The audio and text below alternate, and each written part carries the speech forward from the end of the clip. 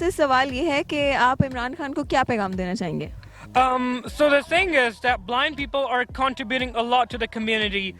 So blind people are the only ones in the world which are bringing Pakistan right on top. On every field, and we want the government to support us. We want the government to give us the right jobs, and especially about the technology. Our exams are not accessible. Now that I study in a university, I don't have a proper accessibilized system. I want our books to be computerized. I want us to have a way to read Urdu. We don't have a screen reader we don't have a proper screen reader. I want the government to support blind people so that they can play an important role in the for the country. Blind people want to work for the country, and we want to play an important role, and we want to be provided with the right facilities. Thank you.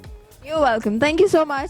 So I am a founder of a project which stands among top 20 projects for the blind people. Oh, who wow. are working internationally, and for that cause I've been attached with Your Naya Pakistan in some ways, to some extent.